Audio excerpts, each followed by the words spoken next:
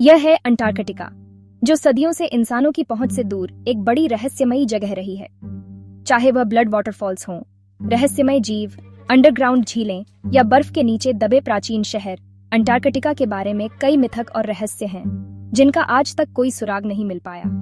Antarctica दुनिया का एकमात्र ऐसा महाद्वीप है जहां कोई इंसान नहीं रहता, क्योंकि यहाँ का तापमान -90 डिग्री सेल्सियस तक पहुंच जाता है और बर्फीले तूफान 300 किलोमीटर प्रति घंटे की रफ्तार से आते हैं। ये दुनिया का सबसे शुष्क महाद्वीप भी है, इतना सूखा कि इसे रेगिस्तान भी कहा जाता है, क्योंकि यहाँ पर सिर्फ 51 मिलीमीटर बारिश होती है।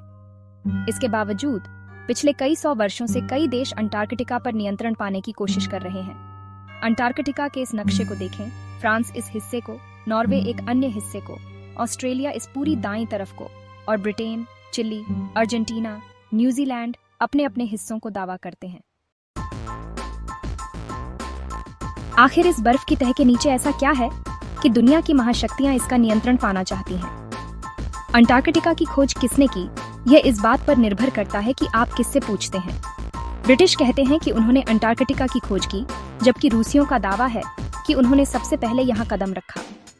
लेकिन अंटार्कटिका का उल्लेख हजारों साल पहले ग्रीक दार्शनिक अरस्तु ने किया था, जब उन्होंने कहा कि पृथ्वी गोल है और उत्तरी और दक्षिणी ध्रुव एक दूसरे के प्रतिबिंब हैं। 2021 में रॉयल सोसाइटी ऑफ न्यूजीलैंड ने एक स्टडी प्रकाशित की, जिसमें कहा गया कि पॉलिनेशियन द्वीपों पर रहने वाले मौरी लोग 7वीं सदी में अंटार्कटिका पहुंचे थे।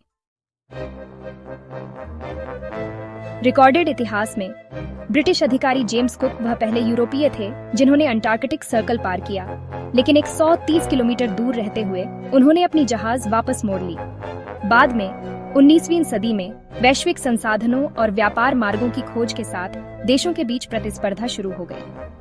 1820 में रूसी खोजकर्ता फेबियन वॉन बेलिंग्सहाउजेन ने अंटार्कटिका को करीब से देखा। फिर 1900 से 1920 के बीच कई अन्वेषकों ने अंटार्कटिका का रुख किया। एक प्रमुख रहस्यमय खोज यह है कि अंटार्कटिका पर कभी घने जंगल हुआ करते थे।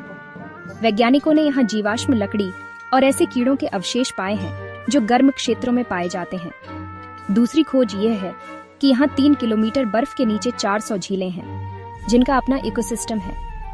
यहाँ समुद्री मकड़ियाँ और पारदर्शी जेलीफिश जैसे जीव पाए जाते हैं। इसके अलावा मैकमुर्डो घाटी में खूनी झरने जैसे रहस्यमय प्राकृतिक स्थल भी हैं। अंटार्कटिका की सबसे रहस्यमय कंस्पिरेसी थ्योरी ये है कि इसके नीचे प्राचीन सभ्यताएं या एलियन से संबंधित चीजें हो सकती हैं। 2016 में उपग्रहों के माध्यम से अंटार्कटिका में असामान्य गतिविधियों को रिकॉर्ड किया गया।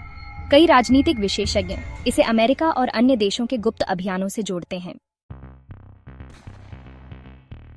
1969 की अंटार्कटिक संधि के अनुसार कोई भी देश यहाँ वैज्ञानिक अध्ययन कर सकता है, लेकिन इसके परिणाम साझा करना आवश्यक है। 1992 में अमेरिकी भूवैज्ञानिक विभाग ने पाया कि यहाँ 500 बिलियन बैरल प्राकृतिक गैस और तेल के भंडार हैं।